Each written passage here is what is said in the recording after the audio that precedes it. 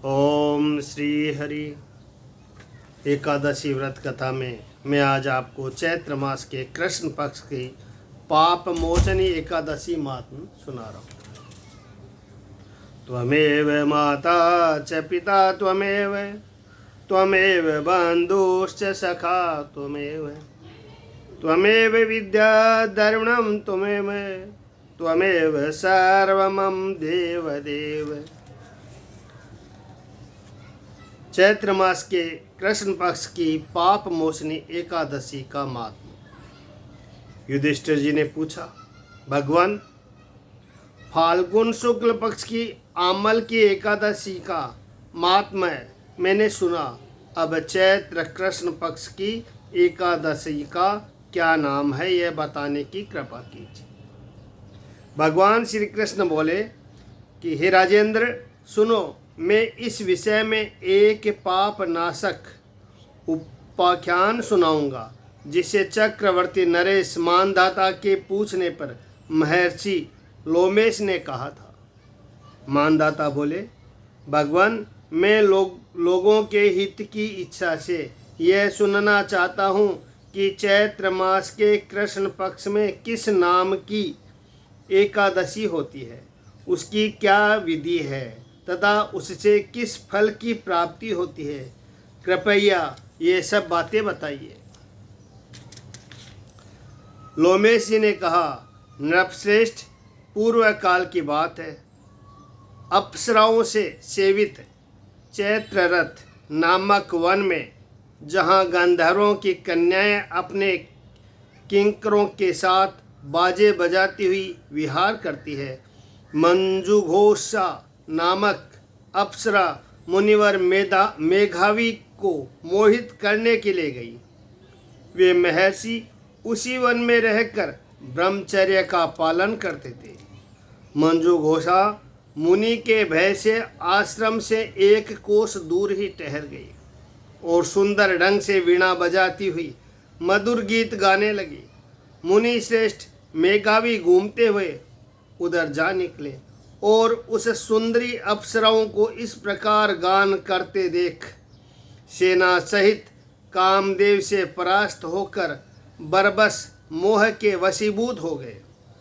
मुनि की ऐसी अवस्था देख मंजुघोषा उनके समीप आई और वीणा नीचे रखकर उनका आलिंगन करने लगी। मेघावी भी उसके साथ रमण करने लगी।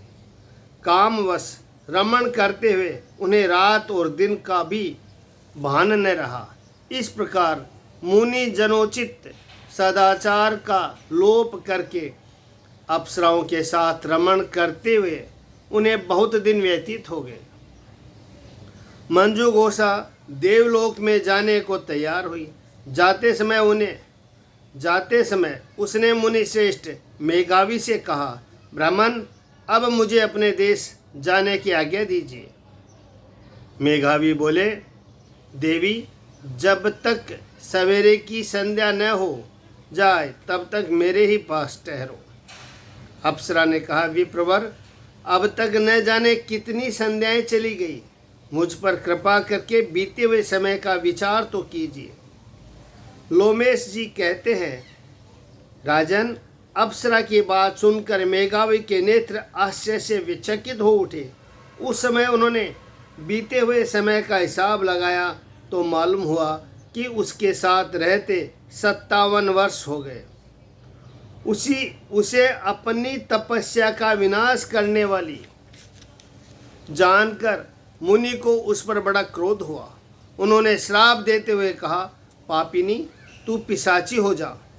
मुनि के श्राप से दग्ध होकर वह विनय से नतमस्तक हो बोली, विप्रवर, मेरे श्राप का उद्धार कीजिए। 7 वाक्य बोलने या 7 पद साथ साथ चलने मात्र से ही सत्पुरुषों के साथ मैत्री हो जाती है। ब्राह्मण, मैंने तो आपके साथ अनेक वर्ष व्यतीत किए हैं, अतः स्वामिन मुझ पर कृपा कीजिए। मुनि बोले, भद्रे, मेरी बात सुनो, यह श्राप से उद्धार करने वाली है, क्या करूं? तुमने मेरी बहुत बड़ी तपस्या नष्ट कर डाली है।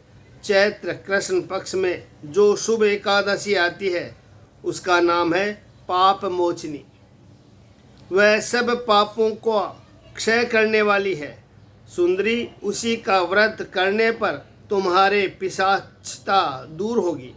ऐसा कहकर मेघावी अपने पिता मुनिवर चैवन के आश्रम पर गए। उन्होंने आया देखकर चैवन ने पूछा, बेटा यह क्या किया? तुमने तो अपने पुण्य का नाश कर डाला। मेघावी बोले, पिताजी, मैंने अप्सरा के साथ रमण करने का पातक किया है। कोई ऐसा प्रायश्चित बताइए जिससे पाप का नाश हो जाए। चैवन ने कहा कि बेटा, चैत्र कृष्ण पक्ष में जो पाप मोचनी एकादशी होती है उसका व्रत करने पर पाप राशि का विनाश हो जाएगा। पिता का यह कथन सुनकर मेघावी ने उस व्रत का अनुष्ठान किया। इससे उनका पाप नष्ट हो गया और वे पुनः तपस्या में परिपूर्ण हो गए। इसी प्रकार मंजू घोषा ने भी इस उत्तम व्रत का पालन किया। पाप मोचनी का व्रत करने के कारण वह पिशाच योनि से मुक्त हुई और दिव्य रूप धारणी श्रेष्ठ अप्सरा होकर स्वर्गलोक में चली गई। राजन, जो श्रेष्ठ मनुष्य पाप मोचनी एकादशी का व्रत करते हैं उनका सारा पाप नष्ट हो जाता है। इसको पढ़ने और सुनने से सहस्त्र गोदान का फल मिलता है। ब्रह्म हत्या, सुवर्ण की चोरी, सुरापान और गुरु पत्नी गमन करने वाले महापात की भी इस व्रत के करने से पाप मुक्त हो जाते हैं। यह व्रत बहुत पुण्यमय है। जय हो। ओम हरि। जय श्री राम।